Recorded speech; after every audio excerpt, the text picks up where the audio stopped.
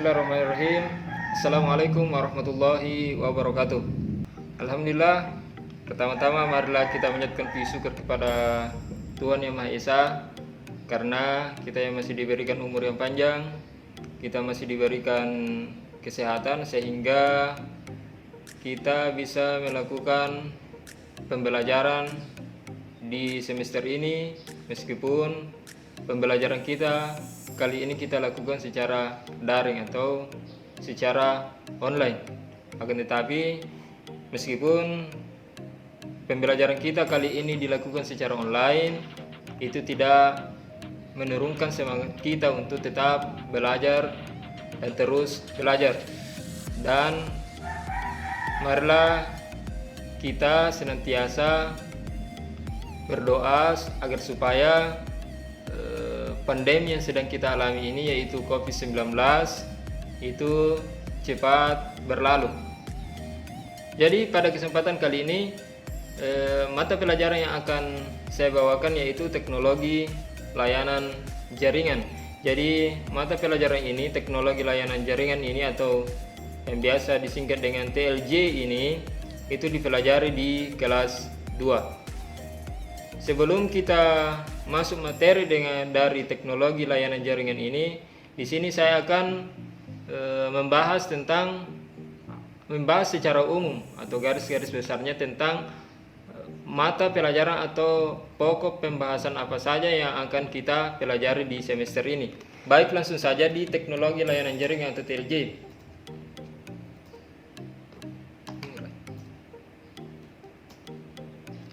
Baik, yang pertama itu bab 1, mengenal ragam aplikasi komunikasi data. Jadi di bab 1 ini ada beberapa pokok pembahasan, yaitu yang pertama mengenal komunikasi data, kemudian jenis aplikasi komunikasi data.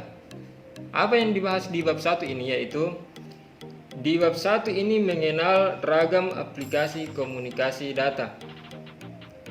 Jadi di bab 1 ini kita akan belajar yang seperti apa itu yang dimaksud dengan komunikasi. Saya sedikit berikan gambaran tentang di bab 1, yaitu kita akan mengenal jenis-jenis komunikasi. Di dalam jaringan internet itu ada beberapa jenis komunikasi. Ada yang dimaksud dengan komunikasi data, ada yang dimaksud dengan komunikasi audio, ada yang dimaksud dengan komunikasi video, ada yang dimaksud dengan komunikasi audio video. Itu yang akan kita pelajari tentang apa yang ada di bab 1. Jadi semua itu kita akan pelajari yang mana itu yang dimaksud dengan komunikasi. Jadi bukan hanya di kehidupan kita sehari-hari yang kita menggunakan yang namanya komunikasi, akan tetapi di dalam jaringan internet itu juga kita kenal dengan istilah komunikasi. Cuman komunikasi yang ada di dalam jaringan internet itu berbeda dengan komunikasi yang setiap hari kita lakukan. Kemudian selanjutnya ada di bab 2, mengenal standar komunikasi data. Yang bagaimana itu yang dimaksud dengan standar komunikasi data?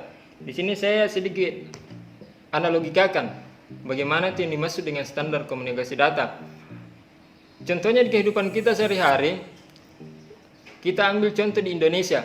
Di Indonesia ini banyak suku yang memiliki bahasa masing-masing. Ada suku Jawa, suku Makassar, suku Bugis, dan masih banyak lain, dan hampir setiap suku itu memiliki bahasanya masing-masing. Kira-kira bagaimana jadinya ketika orang Jawa, suku Jawa, ketemu dengan suku Makassar, kemudian menggunakan bahasanya masing-masing dalam berkomunikasi? Apakah komunikasinya akan nyambung atau tidak?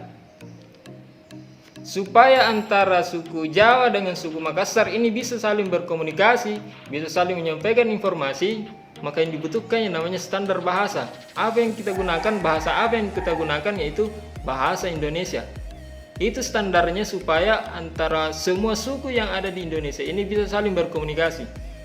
Begitupun dengan di dalam jaringan internet, ada standar yang digunakan dalam berkomunikasi. Pertanyaannya adalah, di dalam jaringan internet siapa yang berkomunikasi? Apakah orang atau perangkat? Sehingga Di dalam jaringan internet kita juga membutuhkan yang namanya standar komunikasi. Untuk lebih jelasnya kita nantinya akan bahas di bab 2. Tapi itu adalah gambaran umum apa yang akan kita pelajari nantinya di bab 2, yaitu standar komunikasi data. Kemudian selanjutnya yaitu di bab 3, proses komunikasi data dalam jaringan. Setelah kita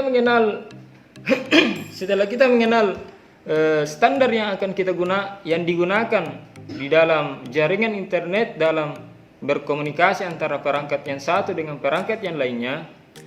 Jadi yang berkomunikasi dalam jaringan internet itu adalah perangkat yang terhubung ke internet seperti laptop, handphone, dan lain sebagainya. Jadi di bab 3 ini proses komunikasi data dalam jaringan.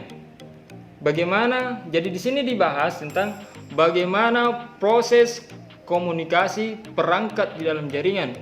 Contoh sederhananya itu adalah ketika kita menelpon seseorang, ketika kita mengatakan halo pada saat kita mengangkat telepon kita, kemudian kita mengatakan halo, kemudian secara otomatis yang kita alami ketika kita mengatakan halo, maka si penerima atau yang kita telepon itu akan mendengar suara kita. Jadi di bab 3 ini kita akan belajar bagaimana kata halo itu bisa sampai ke pendengar atau sampai ke tujuan. Itu kita akan bahas di bab 3, bagaimana proses komunikasi data, mengenal pengantar komunikasi data, bagaimana kata halo itu bisa sampai ke tujuannya, bagaimana kata halo itu bisa didengar oleh orang lain. Kita akan belajar prosesnya seperti itu, bagaimana kira-kira bisa terjadi hal yang seperti itu. Kemudian selanjutnya di bab 4, mengenal teknologi komunikasi data. Mengenal teknologi ya, jadi di bab 4 ini kita akan belajar tentang teknologi yang digunakan dalam bagaimana itu komunikasi data dan bagaimana itu komunikasi suara.